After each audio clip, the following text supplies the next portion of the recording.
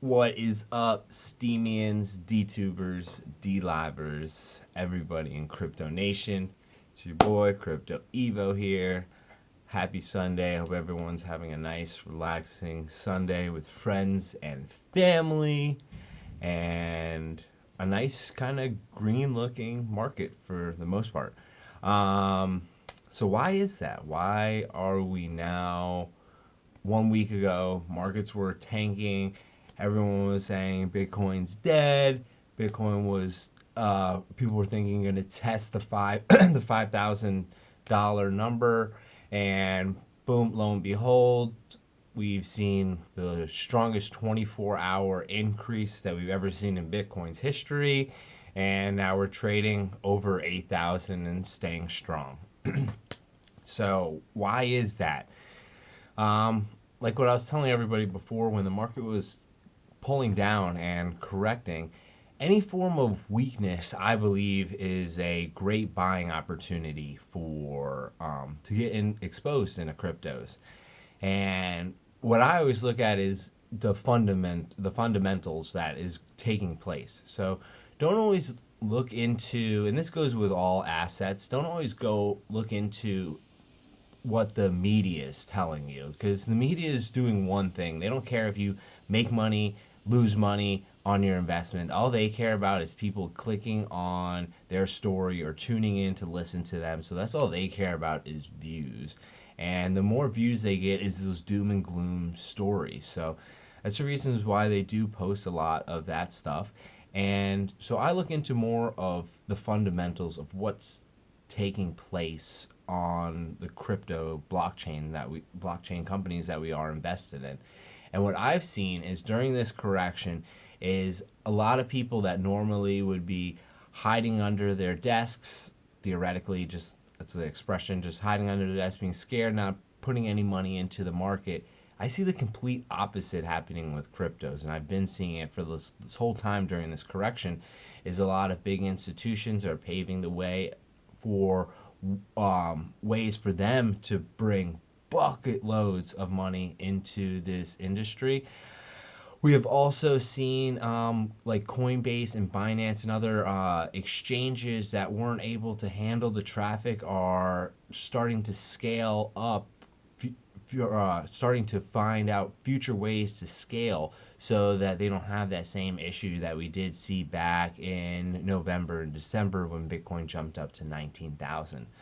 So that's what I see. Is I see a lot of stuff happening behind closed doors. Yes, we did see the price of Bitcoin go down, but at the same time as the price of Bitcoin was going down, the mining difficulty was going up. The amount of universities that were offering blockchain and crypto classes were going up. The more crypto exposure that you've seen on just even in like the newspaper and things like that.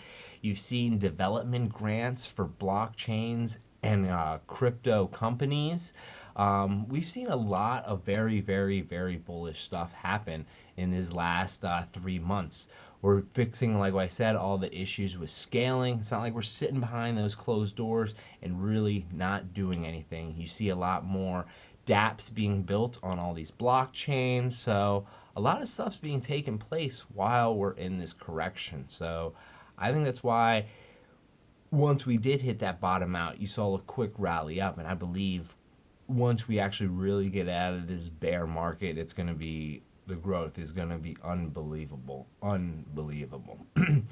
But what I believe might have been the biggest like driving factor this last 2 weeks or this growth. Actually, it might have been two things.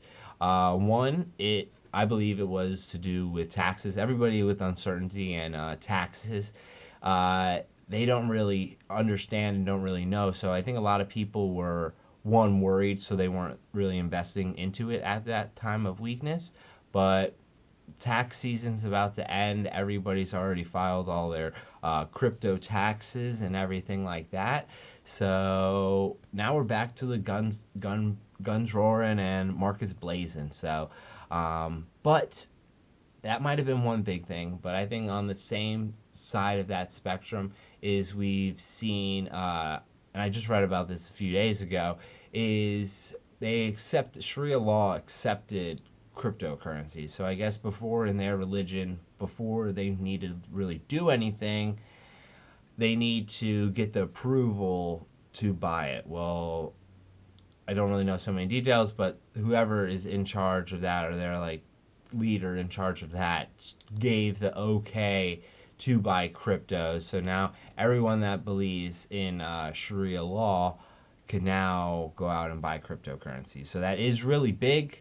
Um, I know it's going to be one thing with, because I know Sharia law has a lot to do with like terrorism, or some terrorism organizations believe in that. So it might get a little hairy with that, but on the one side, that's what some people are going to say is the bad thing, but on the good side, there's 1.3 billion people that believe in Sharia law. Only very, very small fraction would be those people that believe in those very evil things. So again, this is a good thing. There will always be evil, bad actors in everything. Now we have to remember that you can't blame Bitcoin or cryptocurrencies for evil people using it. That's like an evil person using a car to run over people. The car's not the bad thing. It's the person that is. Same thing with firearms. Same thing with someone has a hammer. It's a tool. It's a tool to use, and 99% of people use it the right way. But there is always going to be those evil people out there. So us as investors and self-regulators ourselves just need to obviously kind of stop that. But it's another video here and there. So Steemians, that's the reason why I believe that we're seeing some upward trends in this market.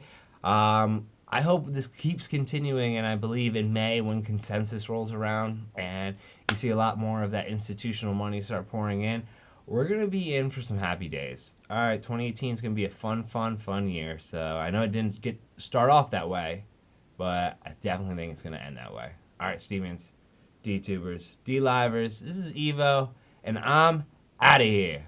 Happy Sunday.